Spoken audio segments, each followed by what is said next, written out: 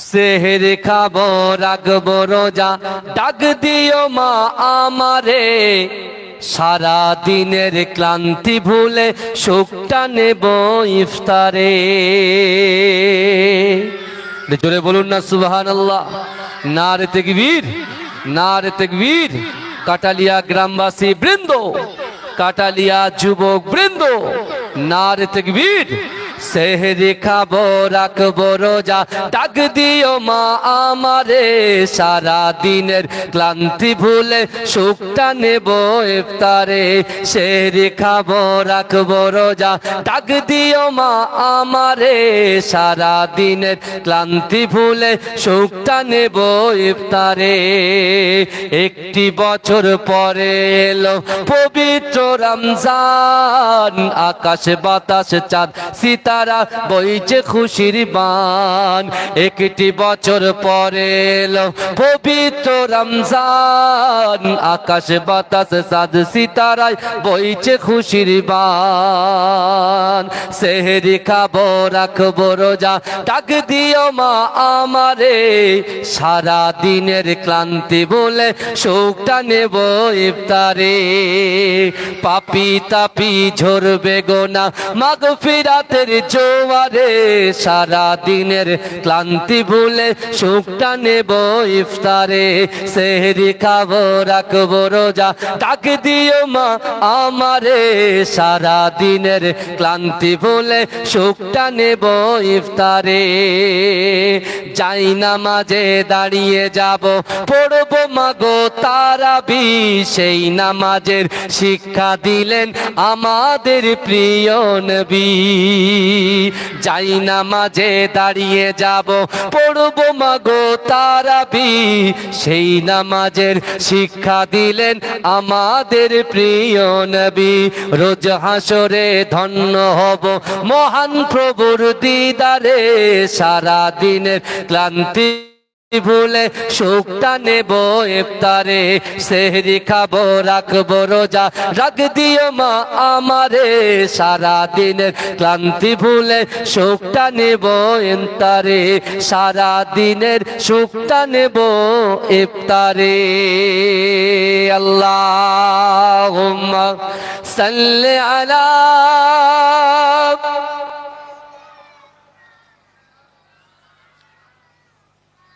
ওয়ালা আলাইহি সাইয়্যিদিনা। ওরে ও ভূমি মদিনার ভূমি, ওরে ও মাটি মদিনার মাটি, একদিকে দুই সাথী হাই, মাঝখানে আমার নবী জিন্দা শুয়ে রায়। জোরে বলুন না সুবহানাল্লাহ। ওরে ও ভূমি মদিনার ভূমি, ওরে ও মাটি মদিনার মাটি, দুই দিকে দুই সাথী হাই, মাঝখানে আমার নবী জিন্দা শুয়ে রায়।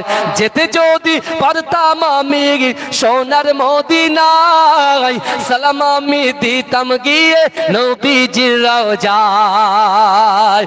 যেতে যদি পারতাম আমি সোনার মদিনায়, সালাম আমি দিতাম গিয়ে নবীজির রওজায়।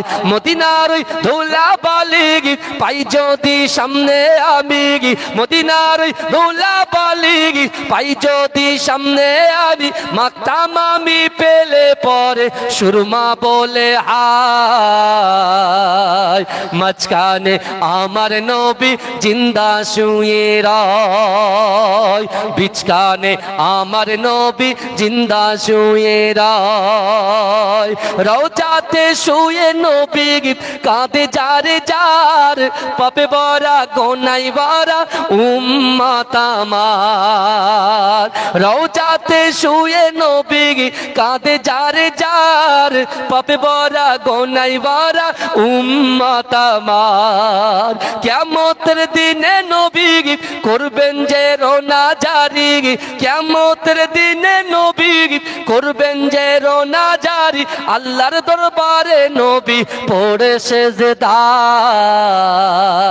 মাঝখানে আমার নবী জিন্দা শুয়ে রয় বিছখানে আমার নবী জিন্দা শুয়ে রয় রঙিন রঙিন মেঘের বেলা যাই বয়ে যাই ব্যথা তোর মন যে আমার বড় অসহায় রঙিন রঙিন মেঘের বেলা যাই বয়ে যাই ব্যথা তোর মন যে আমার বড় অসহায় মিটবে মোর মনের আশা পাই যদি নবীর দেখা মিটবে মোর মনের আশা পাই যদি নবীর দেখা মুক্তি আমি পেয়ে যাব হাসরের মাঠে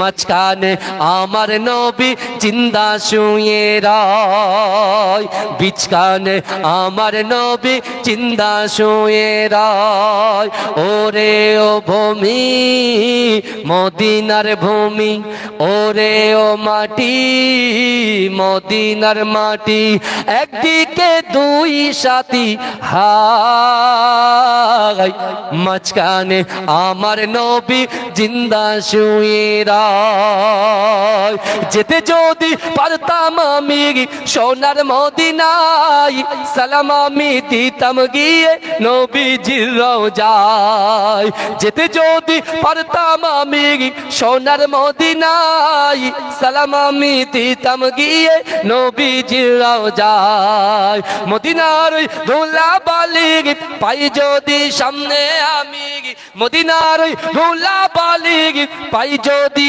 সামনে আমি মাতাম আমি পেলে পরে সুরমা বলে হাই মাঝখানে আমার নবী জিন্দা শুয়ে রয় আল্লাহুম্মা সাল্লি আলা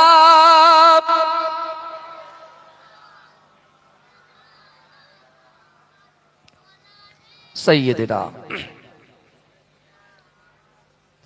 আমার ভাই জানেরা এ নবী পাকের উম্মত উম্মতিরা এ নবী দেবানারা আমার আপনার নবী দয়া নবী জনাবে মুহাম্মদুর রাসূলুল্লাহ সাল্লাল্লাহু আলাইহি ওয়াসাল্লাম ওই যুবকের কথা শুনে আমার দয়া নবী ঝরঝর করে কাঁদছে এ যুবকেরা এ নবী পাকের উম্মত উম্মতিরা আমার দয়া নবী রাসূলুল্লাহ সাল্লাল্লাহু আলাইহি ওয়াসাল্লাম যখন কাঁদে আমার দয়া নবী যুবককে বলে ও বাবা যুবক তুমি তোমার বাপ মায়ের কথা বলো না আমি রাসূলুল্লাহ সাল্লাল্লাহু আলাইহি ওয়াসাল্লাম তোমার পিতা মাতার কথা বলার জন্য আমার আব্বা মায়ের কথা আমি রাসূলুল্লাহর মনে পড়ে যায় আমি থাকতে পারি না আমার মায়ের জন্য কষ্ট হয় আমার বাপের জন্য কষ্ট হয় ও যুবক না আল্লাহ যখন তোমাকে ক্ষমতা দিয়েছিল আল্লাহ যখন তোমাকে অর্থ দিয়েছিল তুমি তোমার মা বাপকে খিদমত করতে পারলে না কিন্তু না আমি রাসূলুল্লাহ দরবারে তুমি আত্মনাদ করছো আমি রাসূলুল্লাহ দরবারে তুমি তোমার মা বাপের কথা বলছো শুনে নাও জেনে নাও রাসূলুল্লাহ দরবারে এসে যে চাইবে সে কখনো খালি হাতে ফিরবে না জোরে বলুন রাসূল বলছে তোমার খুব কষ্ট হয় তাই না তোমার বাপ মাও নাই আমি রাসূলুল্লাহ আমিও এতিম আমার বাপ মাও নাই তোমার বাপ মার কথা তোমার মনে পড়ছে তুমি বললে আমার বাপ মার কথা মনে পড়ছে কিন্তু আজকে এই কাটালিয়া গ্রামে আমার সামনে পিছনে ডান দিকে বাদিকে অনেক কবরবাসী আছে কি আছে না আছে না নাই কথা বলেন আজকে যারা জান্নাতের বাগানে রোজদার আল্লাহর বান্দা হয়ে রোজাদার হয়ে এই জান্নাতের বাগানে যারা বসে তাকবীর দিচ্ছেন আলহামদুলিল্লাহ বলছেন হ্যাঁ জিকির করছেন কোরআনের আয়াত শুনছেন হাদিস শুনছেন এই বসার জন্য বিশ্বাস করুন ওই কবরওয়ালার বাড়ির থেকে তার যুবকেরা তার সন্তানেরা তার নাতিপুতিরা তার বৌমারা তার সন্তানগুলো এই জান্নাতের বাগানে যারা বসে আছে বিশ্বাস করেন এই জান্নাতের বাগানে বসার জন্য অটোমেটিক তাদের কবরে আল্লাহ সব পৌঁছে দিচ্ছে জোরে বলবেন না জোরে হবে না সুবহানাল্লাহ কবরে কেউ যাবে আমাদের সাথে কথা বলেন কবরে কেউ যাবে না কবরে যাবে দুটো জিনিস কি যাবে ঈমান যাবে আর আমল যাবে মনে করে রাখেন কি যাবে দুটো জিনিস যাবে ঈমান যাবে আমল যাবে আল্লাহ বলছে তোরা আমার কথা শুনবি, আমি আল্লাহ তোদের কথা শুনবো। আজকে বিশ্বাস করুন, আমি আপনাদের পীরের আওলাদ এসে বলে যাই, বিশ্বনবী রাসূলুল্লাহ দরবারে ওই যুবকটা যখন ফুপিয়ে ফুপিয়ে কাঁদছেন, যুবকটা পিছন থেকে সামনে থেকে উঠে গিয়ে যখন এগিয়ে যাচ্ছেন, আল্লাহর রাসূল রহমতের দৃষ্টিতে, আমার আল্লাহ হচ্ছেন রব্বুল আলামিন আর আমার রাসূল হচ্ছেন রহমাত লিল আলামিন। জোরে বলে, এই জোরে বলবেন না? যেখানে আমার আল্লাহর নাম সেখানে আমার রাসূলুল্লাহর নাম, আর যেখানে রাসূলুল্লাহর নাম সেখানে আমার দয়ার নবী শুধু উম্মত উম্মত উম্মত উম্মতের নাম। জোরে বল, জোরে বলবেন না? এসেছো একা যাবে একা, কেউ তো সাথে যাবে না, কবর মাঝে থাকবে একা, সঙ্গী রবে না গো, কবর মাঝে থাকবে একা, সঙ্গী রবে না। এই কথাটা ঠিক না ভুল? কথা বলেন। মাইকালা কোথায় গো? প্রথমে ডেকেছে, মাইকালাটা গেল কোথায়? রোজার সময় বুঝতে পারছেন না? এত চাপে সাউন্ড চাপলে হবে? বুঝতে পারছেন তো? আমার বাবা যারা বাবারা, আজকে আমি আপনাদেরকে বলি, বিশ্ব নবীর দরবার থেকে ওই যুবকটা বেরিয়ে যাচ্ছেন, রাসূলুল্লাহ ইশারা করে ডাকলেন। জোরে বলবেন না? জোরে বলেন ভাই। আরে এমন জোরে সুবহানাল্লাহ বলতে হবে, তাকবীর দিতে হবে, জমজম করবে, গম গম করবে। বুঝতে পারছেন না? বছরে 11 মাস খেয়েছি ভাই, পেট পুরে খেয়েছি, chicken burger, mutton, chicken rezala থেকে শুরু করে, ওরে বাপরে ভাই, দেশি মুরগি, আবার এখন সব বড় বড় বয়াল মুরগি, কি সব মুরগি উঠেছে, কক মুরগি, সব খেয়েছি। বুঝতে পেরেছেন? আর বছরে 1 মাস রোজা করব, তাও ফরজ। 1 মাস রোজা করা ফরজ। আর আমার যুবকগুলো রোজার আগে শুধু ডাক্তার বাড়ি গিয়ে লাইন দিচ্ছে। কি ব্যাপার? ডাক্তারও জানেন আমার বুকটা কিনকিন করছে, আমার কোমরটা কিনকিন করছে, যন্ত্রণা হচ্ছে, পিঠে সিদ্ধাটা টান ধরছে। তার মানে ডাক্তারবাবু বাড়িতে হোম মিনিস্টারকে বলেছি, বিবিকে, যে রোজা করব না, 2-4টে আটপাট দিয়ে বলে, চুলোই কিন্তু উঠবে না, হাঁড়ি উঠবে না, আমি রোজা করবো আর তুমি খাবে, হবে না। তা ডাক্তারবাবু আপনি একটু প্রেসক্রিপশনে লিখে দেন 1 মাস বেড রেস্ট, কিছু করা যাবে না। আল্লাহ বলছে, বান্দা আমি আল্লাহ বলছি, নাহনু আকরাবু ইলাইহি মিন হাবলিল ওয়ারিদ। আল্লাহ বলছে, বান্দা তোর ঘাড়ের শিরা উপশিরার থেকে অতি নিকটবর্তী আমি আল্লাহ তোর সাথে আছি। জোরে বলুন। আল্লাহ বলছে, তুই কি অভিনয় করছিস বান্দা? তোকে রিজিক দিয়েছি, তুই নামাজ পড়িস না, তাও তোর রিজিক বন্ধ করিনি। তুই পিতামাতার খিদমত করিস না, তাও তোমার রিজিক বন্ধ করিনি, তোমার ব্যবসায় বরকত দিয়ে যাচ্ছি। আর বছরে 11 মাস খেয়েছো, 1 মাস রোজা রাখবে, তাও তো অভিনয় করে ডক্টরের কাছে প্রেসক্রিপশন লেখাচ্ছ বিবির কাছে বাঁচার জন্য। আমি আল্লাহ কবরে 4টে কানা ফেরেশতা রেডি করে রেখেছি, 2টো মাথার সামনে, 2টো পায়ের কাছে। আর কানারে মূলো খাত দেখাতে নেই, আল্লাহ তোমাকে মূলো বানাবে আর বলবে চালা, দুমদাম চল। ভাইজান অত সহজ নয়। সত্যিকারের বাপ মা যাদের হারিয়েছেন, সেই বাপ মার খিদমত এখনো করা যায়। রাসূল সেটা বলে দিচ্ছেন সাহাবাদেরকে। আমরা মনে মনে বলি, অনেকে বলে এখন কিছু ইউটিউব মুফতি বেরিয়েছে, ফেসবুক মুফতি বেরিয়েছে, এরা বলে কবর জিয়ারত করা বেদাত, মরে গেল সব মাটি হয়ে গেল। কে বলেছে তোমার এই কথা? মরে গেল মাটি হয়ে গেল? তাহলে মরে গেল মাটি হয়ে গেল যদি হয়, তাহলে কিয়ামতের মাঠে তো আল্লাহ তুলবে আমাদেরকে। কথা বলেন না বাবাজি? দরুদ শরীফ পড়ুন। আল্লাহুম্মা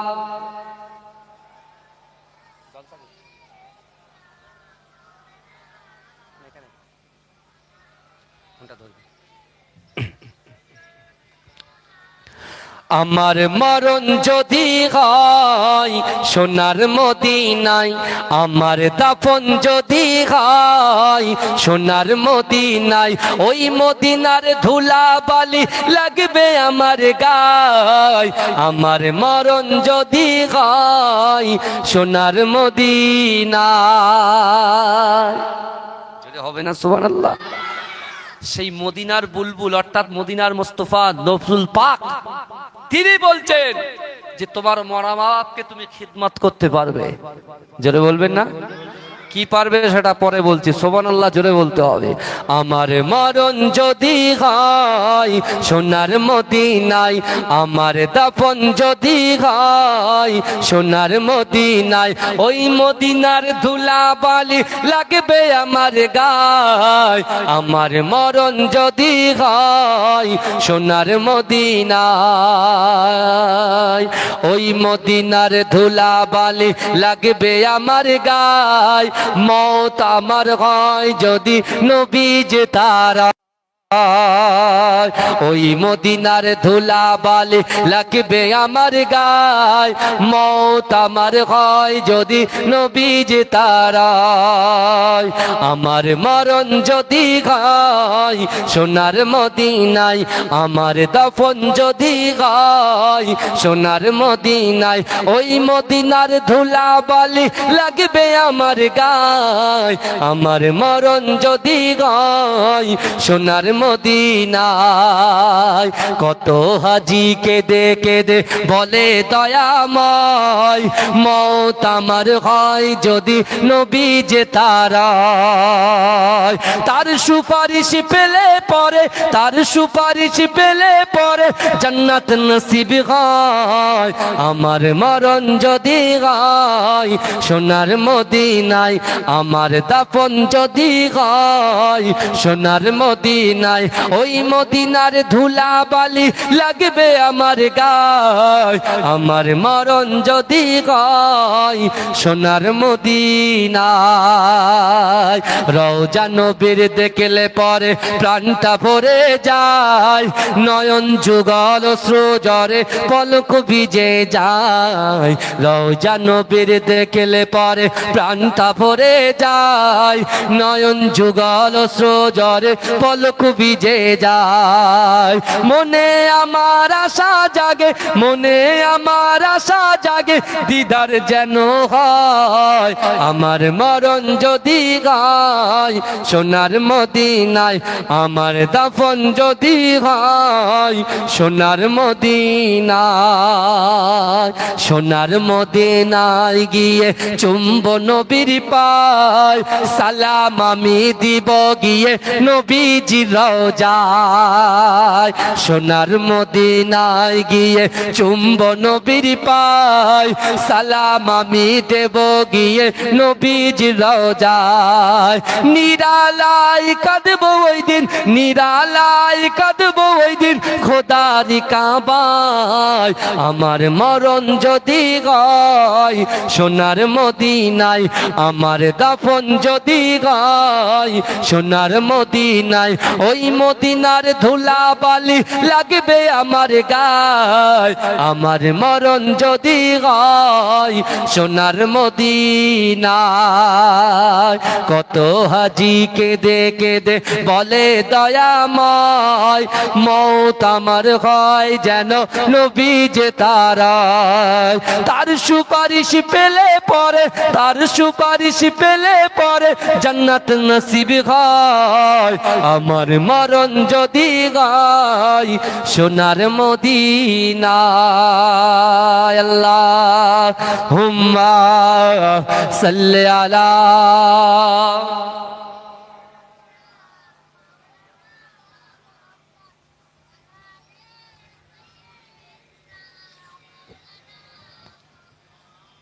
আমার বাপেরা ভাইরা ভালো করে শোনেন, যাদের বাপ মা নাই আমি তাদেরকে বার্তাটা দিয়ে গেলাম, রাসূলুল্লাহর হাদিস থেকে, রাসূলুল্লাহর মুখস্থৃত বাণী থেকে বলে গেলাম। আমল করার দায়িত্ব কার? আমার না আপনার? এই কথা বলেন, আমল করার দায়িত্ব কার? আমার না আপনার? কবরে কটা জিনিস যাবে? এই বলেন, দুটো, ঈমান যাবে, আমল যাবে। এই যে বসে আছেন এটা আল্লাহ এই কাজটাকে আমলে পরিণত করে দেবে, জোরে বলুন। এই জোরে বলা যাবে না? বিশ্বনবী রাসূলুল্লাহ দরবার থেকে ওই যুবকটা যখন কাঁদতে কাঁদতে বেরিয়ে যাচ্ছে, আল্লাহ রাসূল পিছন থেকে ডাক দিলেন, বাবা যুবক একটু আমার কাছে এসো। সত্যি তোমার মা বাপকে খিদমত করার ইচ্ছা হয়? বলছি ইয়া রাসূলুল্লাহ, হ্যাঁ, আমার পিতা মাতার খিদমত করার ইচ্ছা হয়। আমার দয়ার নবী সোনার নবী জনাবে মুহাম্মাদুর রাসূলুল্লাহ সাল্লাল্লাহু আলাইহি ওয়াসাল্লাম ওই যুবককে বলেছিল, বাবা যুবক, আল্লাহ পাক রব্বুল আলামিন পাঁচবার বান্দাকে ডাকে সালাত সালাত সালাত, নামাজ নামাজ নামাজ। এ যুবক শোনো শোনো, ওই নামাজের পাটিতে মাসাল্লা বিছিয়ে দিয়ে ওই নামাজের পাটিতে বসে নামাজ আদায় করে আল্লাহর দরবারে যদি হাত উত্তোলন করে এই দোয়া যদি পড়তে পারো, রব্বির হামহুমা কামা রব্বায়ানি সাগীরা, রব্বির হামহুমা কামা রব্বায়ানি সাগীরা। এ যুবকেরা, নারীরা, পুরুষেরা একটু ভালো করে বোঝার চেষ্টা করেন। ওই নামাজের পাটিতে এই দোয়াটাকে আল্লাহর কাছে চাওয়ার জন্য আমার আল্লাহ পাক জিন্দেগি জীবনে মা বাপ বেঁচে থাকাকালীন যে সওয়াবটা আতা করে, আমার আল্লাহ পাক পিতা মাতার খিদমত করার সওয়াবটা আপনার আমল নামায় লিখে দেয়। এ যুবকেরা, ভাইরা একটু ভালো করে বোঝার চেষ্টা করেন। বিশ্ব নবী রাসূলুল্লাহ সাল্লাল্লাহু আলাইহি ওয়াসাল্লাম ওই যুবককে বলেছিলেন, সাহাবাদেরকে বলেছিলেন, ও আমার সাহাবারা, তোমরা যদি পিতা মাতার খিদমত করতে যাও, তোমরা যদি পিতা মাতার কবরে সব পৌঁছতে চাও, আল্লাহ যে রিজিক তোমাদেরকে দিয়েছে, আল্লাহ যে রুজি দিয়েছে, তোমাদের অর্থ থেকে, তোমাদের গচ্ছিত সম্পদ থেকে তোমরা একটু সাদকা করে দাও, তোমরা একটু দান খায়রাত করে দাও। আল্লাহর কোরআন বলছে, বান্দা ও আম্মাসা ইলা ফালা তারাহার, যদি কোনো মানুষ কোনো মানুষের কাছে হাত পাতে, ওই হাতটাকে তোমরা ফিরত দিও না। বিশ্ব নবী রাসূলুল্লাহ বললেন যে আমার সাহাবারা শোনো শোনো, আল্লাহর বান্দা বান্দিরা যদি দান করে, আল্লাহর বান্দা বান্দিরা যদি সাদকা করে, ওই সাদকাটা করার জন্য, দান খায়রাত করার জন্য তার পিতা মাতাকে যেমন দুনিয়াতে বেঁচে থাকাকালীন খেদমত করার সওয়াব পেত, ওই সওয়াবটা দান করার জন্য পেয়ে যাবে। জোরে বলুন না। আজকে কাঁটালিয়া মসজিদ একতলা, আমি সেই আজকে 2018 আগ থেকে 17 সাল থেকে আসছি এখানে, বুঝতে পেরেছেন? 17 সাল থেকে দেখে যাচ্ছি সে একই অবস্থায় আছে, বুঝতে পারছেন? মুসল্লি বাড়ছে না কমছে? কথা বলেন। জুম্মার কথা বলছি, ফজর জোহরের কথা আমি বলবো না। এই জুম্মার নামাজে পুরোটা হয়তো নাকি না বাইরে ছাপিয়ে যায়, বাইরে হয়তো বাইরে আসে যায়, তো তাহলে দুতলা হবে না? কবে হবে? পুরো একদম আপনার ঘটকপুকুর থেকে আর আপনার খড়িবাড়ি পর্যন্ত, মাঝরার দরবার পর্যন্ত মসজিদগুলো দেখবেন তো। মসজিদ কার ঘর? কথা বলেন। আল্লাহর ঘর। কবর কাদের ঘর? আমাদের ঘর। তো আসল ঘর কি? কবর আমাদের ঘর। তাহলে কবরকে সুসজ্জিত করতে গেলে, কবরকে আলোকময় করতে গেলে, কবরে শান্তি পেতে গেলে এই ঘরটাকে সাজাতে হবে। শুধু টাকা দিয়ে সাজালে হবে না, বডি দিয়েও সাজাতে হবে, বুঝতে পারছেন না?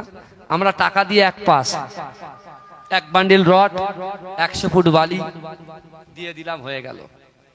কিন্তু আমার ভাইরা, এই মসজিদটাকে পরিবর্তন করতে যোগ্য ইমাম সাহেব আছে, আমার ভাই খোঁজ নাই, মাঝে মাঝে ফোন টোন করে, আলহামদুলিল্লাহ। আর এখন মাশাআল্লাহ আপনাদের দোয়ার বরকতে রাকিবুল আজিজ তো প্রচুর জায়গায় ছুটছে আপনাদের দোয়া। আমি হজ করে 2018 সালে হজ করে এসে প্রথম হজ করেছি এখানে, আমার মনে আছে। মাথায় চুল ছিল না, এখন বড় বড় চুল হয়ে গেছে, কি বুঝলেন? আর অনেকে বাপগুলো এখানে বসে আছে, কিন্তু আমার ভাইরা বাবা কবরে শুয়ে আছে, কোনো খবরই নাই। কারণ ইউটিউব মুফতিগুলো যে ফিতনা ছড়াচ্ছে যে কবরে চলে গেল, সব হয়ে গেল, আর কিছু দরকার নেই। রাসূলুল্লাহ হাদিস, ইজা মাতাল ইনসানু, যখন মানুষ মৃত্যুবরণ করে, ইনকাতা, মানুষের আমলের কর্মধারাটা বন্ধ হয়ে যায়। ইল্লা মিন সালাসাতিন। এই ইউটিউব মুফতি শোনো, এই হাদিসের ব্যাখ্যাটা করে দাও লোকগুলোকে। যারা একটু জুম্মার নামাজের পরে কবর জিয়ারত করতো, এই ইউটিউব মুফতিদের জ্বালা তারা জুম্মার নামাজের পরে কবর জিয়ারত করে। এই বুঝতে পারছেন না এরকম পোকা ঢুকছে কেন আপনাদের ব্রেনটে? মুজাদ্দেদ জামান আমিরের শরিয়াত দাদা হুজুর পীর কে মাসলাকের মানুষ আমরা। মুজাদ্দেদ জামান বহু কিতাব তো লিখেছেন, তার খলিফারা বহু কিতাব লিখেছেন, কোন কিতাবে দেখাতে পারবেন যে কবর জিয়ারত করা যাবে না? এরকম লেখা আছে? কথা বলেন। আমরা কার অনুসারী বলেন? মুজাদ্দেদ জামানের মাসলাকের অনুসারী তো।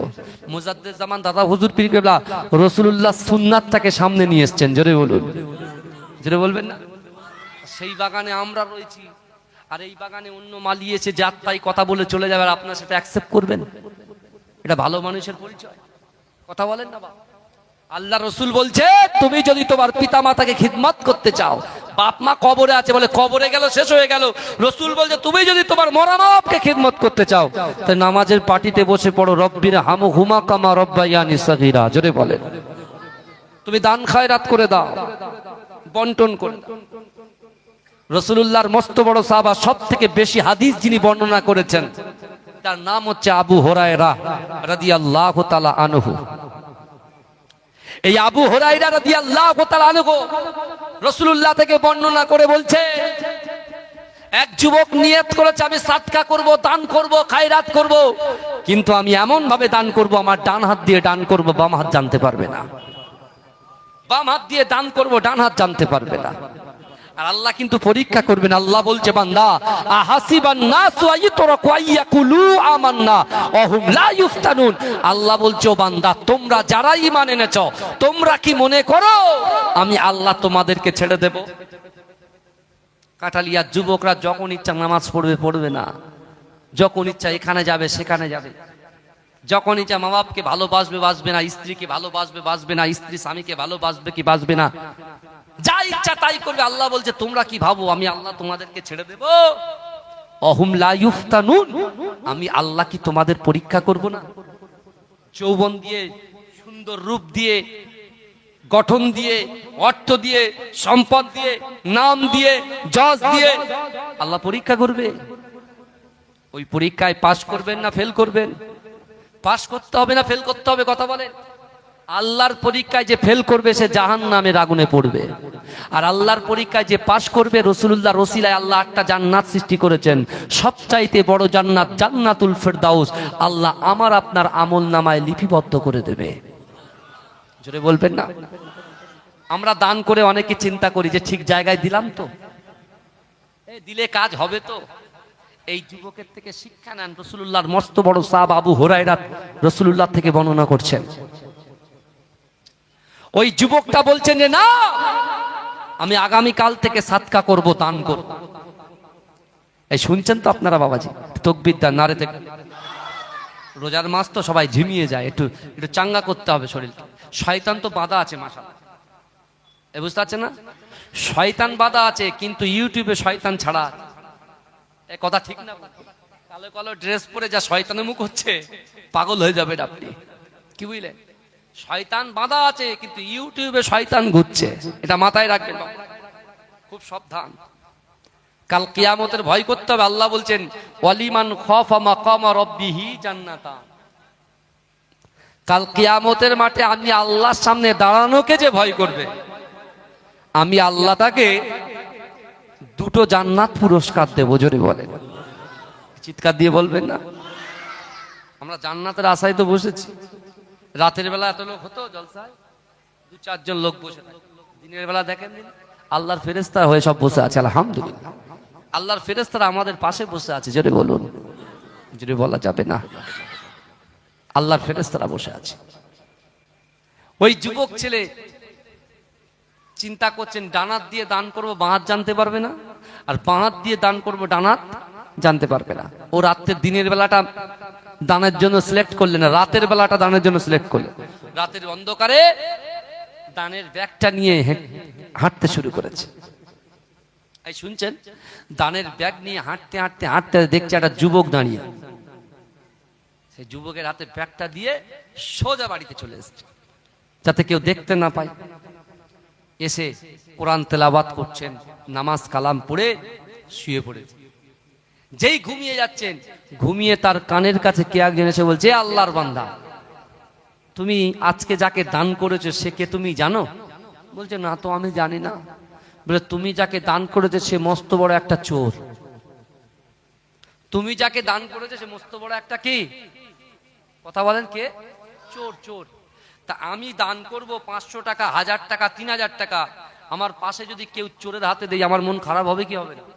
যে দিলাম এতিম, বেওয়া, গরিব, মিসকিন, যারা উৎপীড়ন নিপীড়ন এমন লোক তাদেরকে দেব, সমাজে যারা বঞ্চিত লাঞ্ছিত অপমানিত, হ্যাঁ, যাদের মাথার উপরে ছাদ নাই, যারা এতিম, যাদের বাপ নাই মা নাই, নুনান্তে পান্তাপুরে, এইসব লোকের হাতে দেবো। তা দিলাম চোরকে দিলাম। ভালো করে আওয়াজ বুঝবেন। তো যুবকটা ঘুম ভাঙলো, কিছু মন্তব্য করলেন না, বুঝলেন? সে গীবত করলেন না। ভাই, নিজের ভাইয়ের গোস্ত কেটে আপনি খেতে পারবেন? এই কথা বলেন না। কথা হচ্ছে যে গেলে একটু বলি নাকি, হচ্ছে যে গেলে একটু বলি। হ্যাঁ, নিজের ভাইকে জবাই করে গোস্ত খেতে পারবেন আপনি? গরু জবাই করে গোস্ত খাওয়া যাবে। তাহলে আপনি বলছেন নিজের ভাইকে জবাই করে আমি গোস্ত খেতে পারবো না, কারণ সে আমার মায়ের পেটের ভাই। গীবত করা, মানুষের পিছনে কাউকে গীবত করা, গিল্লা করা, কুটিক্তি করা, কুরুচিকর মন্তব্য করা, কারোর গুনাহ নিয়ে সমালোচনা করা, এটা হলো নিজের ভাইয়ের গোস্ত কেটে খাওয়ার সমান। আমি এটা বলছি না নিজের ভাইকে জবাই করতে পারবো না, গোস্ত খেতে পারবো না, এটা আমি নিলাম। অথচ ঘরের আড়ালে, চায়ের দোকানে, বাজারে আপনি মানুষকে গীবত করছেন, তাহলে বকলমে আপনি কি করছেন? ভাইয়ের গোস্তগুলো চিবিয়ে খাচ্ছেন। খুব সাবধান হয়ে যান বাবা, ইমানটা অত সহজ নয়। আমি বলছি আমল দান করবো, আমল হয়ে যাবে, বাচ্চাটাকে কোলে নেব, আমল হয়ে যাবে, কিন্তু এই আমলটাকে টিকিয়ে রাখার জন্য আপনার অনেক পরিশ্রম করতে হবে, অনেক পরিশ্রম করতে হবে। কি বুঝলেন বাবাজি? ভালো করে বলেন, প্রচুর পরিশ্রম করতে হবে। তাই তো মুজাদ্দিদ জামান দাদা হুজুর পীর কেবলা রাহমাতুল্লাহ আলাইহি তিনি পায়ে হেঁটে হেঁটে এপার বাংলা ওপার বাংলা নয়, মেঘালয় ত্রিপুরা থেকে শুরু করে সব জায়গায় দিনের দাওয়াত দিয়েছেন। জোরে বলুন না সুবহানাল্লাহ। এ বাংলার জমিনে যখন কোনো মাদ্রাসা ছিল না, এই যুবকেরা ভালো করে শোনেন, পবিত্র রমজান শরীফে আল্লাহ কোরআন নাজিল করেছে। কোরআনের প্রথম আয়াত আল্লাহ নাজিল করেছে, ইকরা বিসমি রাব্বিকাল্লাযী খলাক, পড়ো আপনার প্রভুর নামে। এডুকেশন, শিক্ষা, আর শিক্ষা হচ্ছে মানব জাতির মেরুদণ্ড। আমার মুজাদ্দিদ জামান এ বাংলার মানুষের জন্য নয়, এপার বাংলা ওপার বাংলা থেকে শুরু করে এই যুবকেরা সব জায়গায় মানুষের শিক্ষাটাকে প্রসার করার জন্য, বন্টন করার জন্য সর্বপ্রথমে তিনি একটা মাদ্রাসা প্রতিষ্ঠিত করেছিলেন, যে মাদ্রাসার নাম ফুরফুরা ফাতিয়া টাইটেল মাদ্রাসা। জোরে বলুন না সুবহান। সে জায়গায় শিক্ষা দেওয়া হবে, এডুকেশন, আরবি শিক্ষা, শরিয়াতের শিক্ষা দেওয়া হবে। একটা ছেলে জানে না মা বাপকে ধরে ধরে মারে, ভালো করে বুঝবেন, মা বাপকে ধরে ধরে মারে, নিজের স্ত্রীকে ধরে ধরে মারে। স্বামী যখন বাইরে যায়, স্ত্রী তখন পরকীয়ার ভিতরে লিপ্ত হয়। স্ত্রী যখন বাইরে যায়, স্বামী তখন পরকীয়ার ভিতরে লিপ্ত হয়। ভালো করে বুঝবেন, কথা বলেন না। আমি আমার স্ত্রীর হক নষ্ট করছি, স্বামীর হক নষ্ট করছি, আর আল্লাহ বলছে বান্দা আমি কিন্তু তোমাদের দিকে দেখছি। কিয়ামতের মাটি আমি আল্লাহর সামনে তোমাদেরকে দাঁড়াতে হবে। আমি আল্লাহ তোমাদেরকে 5টা প্রশ্ন করব। এই প্রশ্নের জবাব যতক্ষণ পর্যন্ত দিতে পারবে না, ততক্ষণ পর্যন্ত আমি আল্লাহ তোমার আমলনামা মিজানের পাল্লায় তুলব না। কি করবেন আপনি? কথা বলেন না বাবা। কোথায় যাবেন আপনি? আমি কোথায় যাব? আপনি কোথায় যাবে? আপনার স্ত্রী কোথায় যাবে? আপনার বাপ কোথায় যাবে? মা কোথায় যাবে? কোনো ঠিকানাই থাকবে। ইয়া নফসি, আমার কি হবে, আমার কি হবে, আমার কি হবে? আজকে পবিত্র রমজান মাসে আপনাদের মতো শ্রদ্ধবান যুবক বাবাজি মুহিব্বিনদেরকে মহাব্বত করি। সেই মুজাদ্দিদ জামান তিনি কি করলেন? শিক্ষার সাথে সাথে কিছু খলিফা তৈরি করলেন, তার আদর্শে আদর্শিত খলিফা তৈরি করলেন। তাদেরকে এক একটা জায়গায় দায়িত্ব দিয়ে দিলেন। সেই মুজাদ্দিদ জামান দাদা হুজুর পীর কেবলা এই ফুরফুরা ফাতিয়া টাইটেল মাদ্রাসা নির্মাণ করার পরে সর্বপ্রথমে হুজুর কাকে মাদ্রাসার দায়িত্বটা দেবেন? সর্বপ্রথম ফুরফুরা ফাতিয়া টাইটেল মাদ্রাসার প্রথম সুপারিনটেন্ডেন্ট হিসাবে মাজেরাই পীর সাহেব হুজুরের আব্বা জান আমার পরদাদা আহমদ আলী হামিদ শাহ জালালি রহমাতুল্লাহ আলাইহির হাতে ওই মাদ্রাসার দায়িত্বটা তুলে দিলেন। জোরে বলুন। 1 বছর নয়, একটানা 18 বছর, প্রায় 22 বছর ধরে তিনি মুজাদ্দিদ জামানের দরবারে ছিলেন। জোরে বলুন না। কিন্তু আমার ভাইরা, আজকে আমরা ওলিদেরকে মহব্বত করি। আমার পীর সাহেব হুজুর এসেছেন, শাহসুফি কারি ইসমাইল সিদ্দিকী হুজুর পীর কেবলা বসে আছেন, যার মুখ দেখলে যেন মনে হয় আমাদের কাছ থেকে সগীরা গুনাহগুলো যেন ঝরে ঝরে পড়ে যায়। আল্লাহর আলেমদের মুখের দিকে তাকালে বুঝলেন আল্লাহ পাপ মোচন করে। ছোট হুজুর পীর কেবলা রহমাতুল্লাহ আলাইহি লিখতে জিগার আওলাদ এসেছে। আজকে আমরা ওয়াজ করছি, লোকের চোখ দিয়ে পানি বেরোয় না। আর ছোট হুজুর পীর শুধু বাবাজি বলে একটা টান দিত, লোক একটা কাঁটা মুরগিকে ছেড়ে দিলেন ছটফট করতো, তখনকার মানুষগুলো ছটফট ছটফট করতো। এ কথা ঠিক না বল? মুফতি আজম মেজলা হুজুর পীর কেবলা যখন আলোচনা করতেন বাইরে থেকে প্রচুর লোক এসে বসে থাকতেন। বড় হুজুর পীর কেবলা যখন আলোচনা করতেন বাইরে থেকে লোক এসে বসে থাকতেন। আমার ভাইরা আজকে ওলিদের মহাব্বত করেন, ওলিদেরকে ভালোবাসেন, সেই ভালোবাসা তখনই আপনার কবুলিয়াতের জায়গায় পৌঁছাবে যদি আপনি তার আদর্শে আদর্শিত হতে পারেন। মিথ্যা অর্জন করতে হবে, জীবনে মিথ্যা কথা বলবেন না, দয়া করে বলছি। আমার রাসূলুল্লাহ আদর্শ যদি আপনি ফলো করতে চান, রাসূল জিন্দেগিতে মিথ্যা কথা বলেনি, রাসূল পিছনে কাউর গোপনে কোনো গীবত গিল্লা করেনি, কাউকে কষ্ট দেয়নি। রাসূল নিজে মার খেয়েছে কিন্তু মানুষকে নরম হৃদয় দিয়ে ইসলামটাকে তাদের কাছে প্রচার করেছেন। যদি বলুন ওই যুবক প্রথমে দান করলেন কার হাতে? এই যাকে দান করলেন তার কার হাতে দিলেন? চোরের হাতে। সে নিয়ত করছে, সে গীবত করলেন না, সে নিয়ত করছে আল্লাহ আমি আগামীকাল আবার রাতের বেলা সাদকা করব, দান করব। জোরে বলেন। আমার ভাই জানেরা, এ নবী পাকের উম্মত উম্মতিরা, এ নবী দেবানারা, একটু ভালো করে বোঝার চেষ্টা করেন। ওই যুবক ছেলেটা রাতের অন্ধকারে দানের ব্যাগটা নিয়ে ছুটে ছুটে ছুটে ছুটে পার হয়ে যায়। কিন্তু এই যুবকেরা তিনি দূর থেকে দেখতে পান একজন রমণী দাঁড়িয়ে আছে, একজন নারী দাঁড়িয়ে আছে। এ যুবকেরা ওই দানের ব্যাগটাকে ওই নারীর হাতে দিয়ে এক ছুটে বাড়িতে চলে আসে। এ যুবকেরা, এ নবী পাকের উম্মত উম্মতিরা, ওই সময় তিনি যখন ঘুমিয়ে যখন যান হঠাৎ করে তার কর্ণগোরে কে যেন এসে বলে, এ আল্লাহর বান্দা তুমি বলো তো দেখি আজকে রাতের বেলা তুমি যাকে দান করেছো তাকে কি তুমি চেনো? বলছে না না না আমি তাকে চিনি না। এ যুবকেরা, ওই আগন্তুক ব্যক্তি এসে বলছেন তুমি যার হাতে দান করেছো ওই নারীটা হচ্ছে একজন ব্যভিচারিণী নারী, সে তার দেহকে ব্যবসা করে টাকার বিনিময়ে।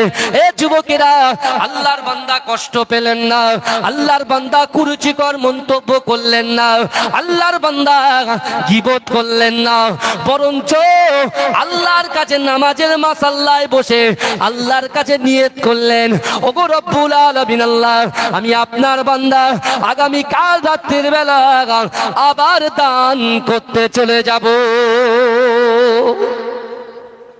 জোরে বলুন। এই চিৎকার দিয়ে বলা যাবে না সুবহানাল্লাহ? নারে তাকবীর। ওই যুবকটা আবার রাতের বেলা বেরিয়ে গেলেন।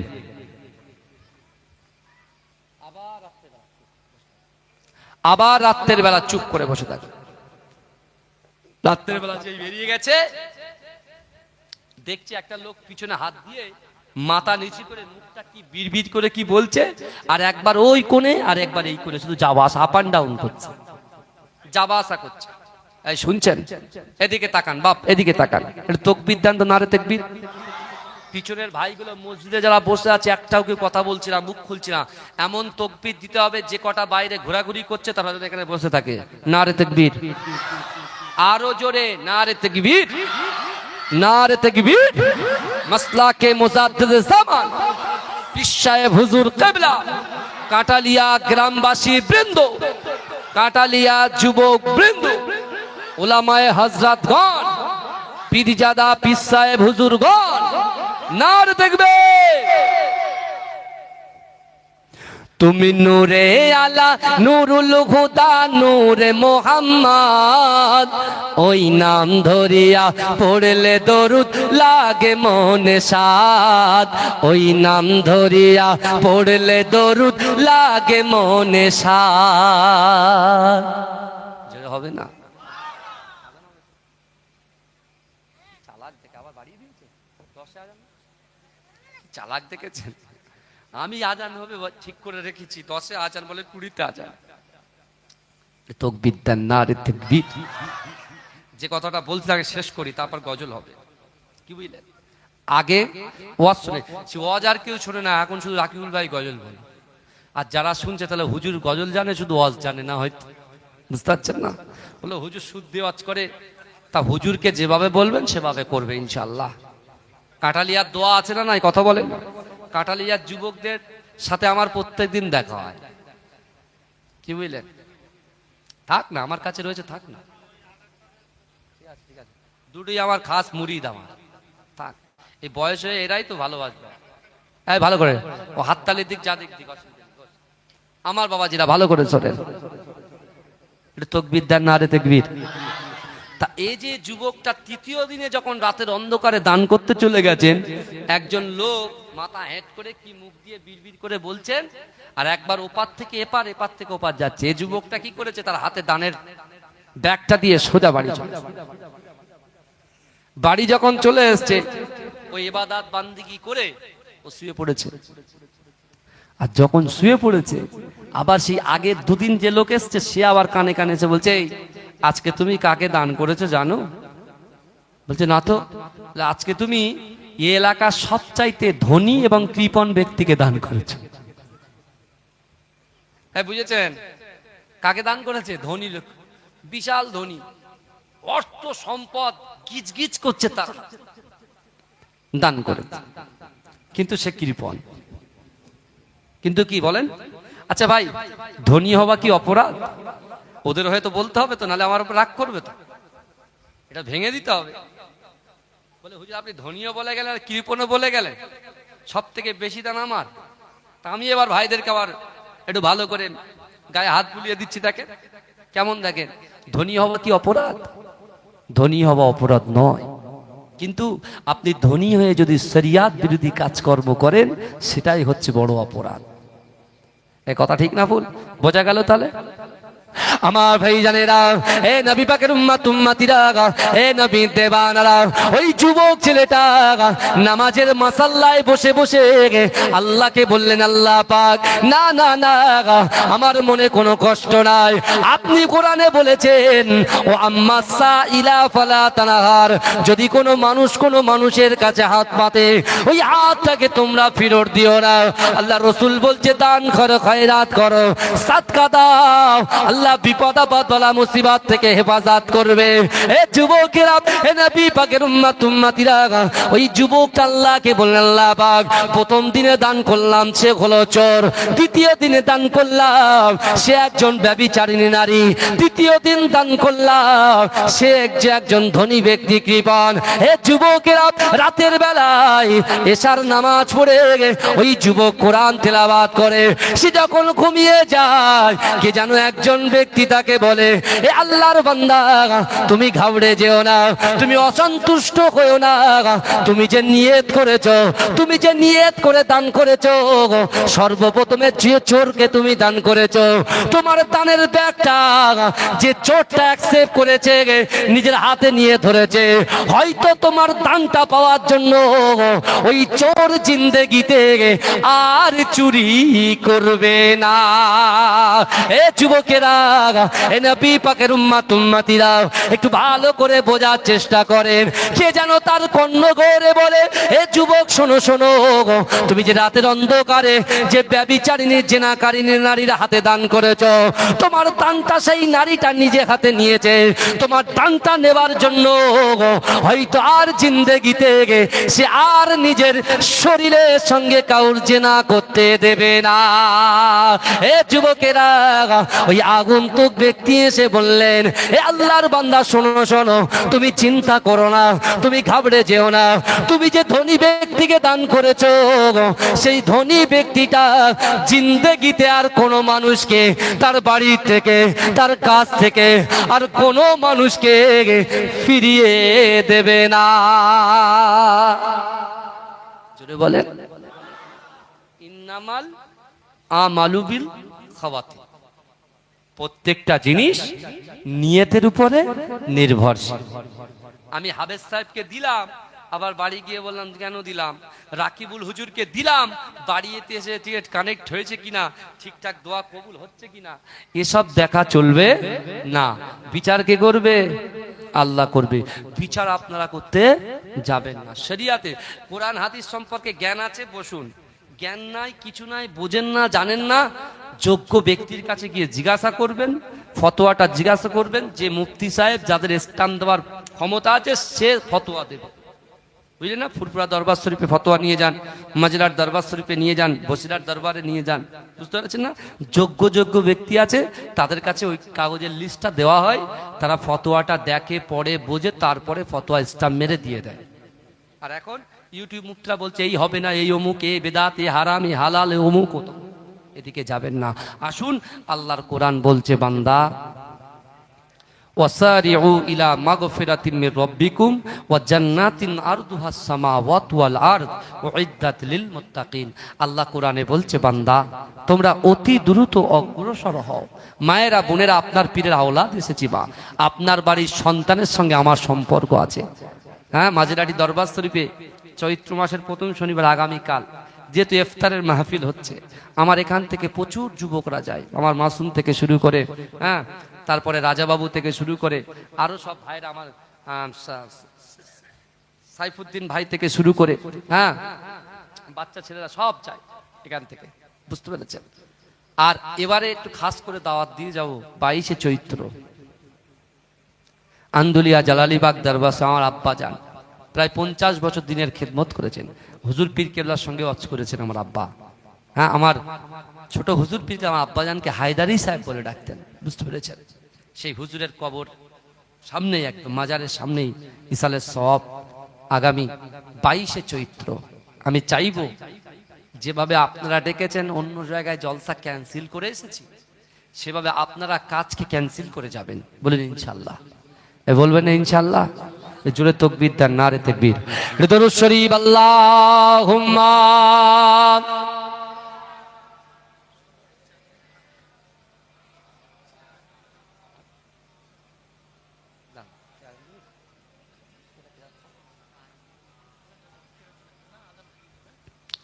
আমার ভাইরা, আমি আপনাদেরকে বলি, তখন